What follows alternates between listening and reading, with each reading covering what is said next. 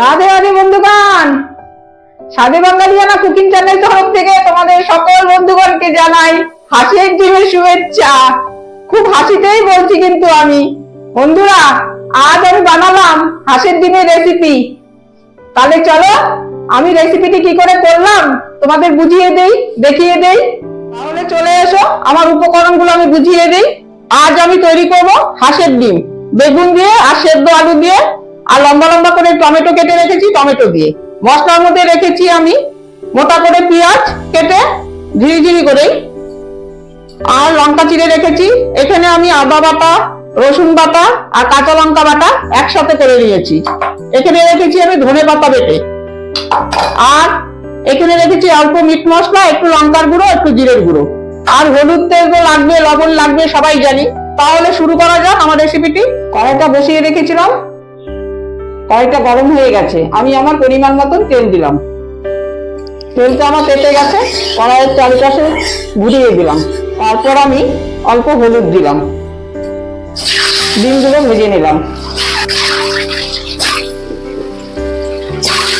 এখন কড়াইতে ওই ডিম ভাজা তেলে অল্প হলুদ দিলাম, বেগুনটা ছেড়ে দিলাম। বেগুনটাও খুব ভালো করে ভেজে নেবে। বন্ধুরা, আমার বেগুনটাও খুব সুন্দর করে লাল করে ভাজা হয়ে গেল। আমি সাইডে রেখেছিলাম সব তেল, দেখো গড়িয়ে কড়াইয়ে চলে গেছে, এক ফোঁটাও তেল ওঠেনি। আমি কড়াইয়ে আর একটু তেল দিলাম। এখন আমি কাটা পেঁয়াজগুলো ছেড়ে দিলাম, খুব ভালো করে ভাজবো। আমি পেঁয়াজটা হালকা লালচে করে ভাজবো, আর একটু ভাজা হবে। আমার পেঁয়াজটা লালচে করে ভাজা হয়ে গেল। আমি আমার পরিমাণ মতন হলুদ দিলাম। তারপর কাঁচা লঙ্কা বাটা, আদা বাটা, রসুন বাটা ছেড়ে দিলাম। এখন আমি একটু লঙ্কার গুঁড়ো, মিট মশলা আর ধনে গুঁড়ো আর জিরের গুঁড়ো দিয়ে দিলাম। তারপর ছেড়ে দিলাম আমি কাঁচা লঙ্কা চেরাগুলো, টমেটো আর সেদ্ধ আলুগুলো। স্বাদ অনুসারে লবণ দিলাম। মশলা বাটিটা ধুয়ে একটু জল দিলাম। এখন আমি খুব ভালো করে সাঁতলাবো। বন্ধুরা, আমার মশলাটা সাঁতলানো হয়ে গেছে খুব ভালো করে, তেলটাও ছেড়ে দিয়েছে। আমি একটু স্বাদ অনুসারে চিনি দিলাম। তারপর আমি ধনে পাতা বাটা দিলাম,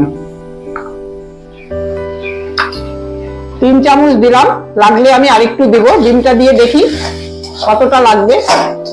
এখন আমি ডিমগুলো ছেড়ে দিলাম। কিন্তু একটা কথা মনে রেখো, যাদের শ্বাসে কষ্ট হবে তারা কিন্তু কখনো হাঁসের ডিম খাবে না ঠান্ডাতে, কারণ খুব কষ্ট পাবে তাতে।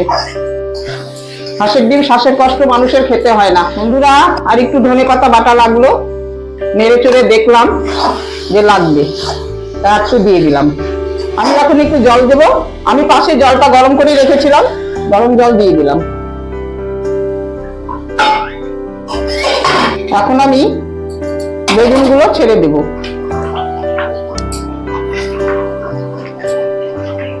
আমার আলুও সেদ্ধ করা, বেগুনও ভাজা করা, একটু কিছুক্ষণ ফুটবে, তারপর আমি নামিয়ে দেব।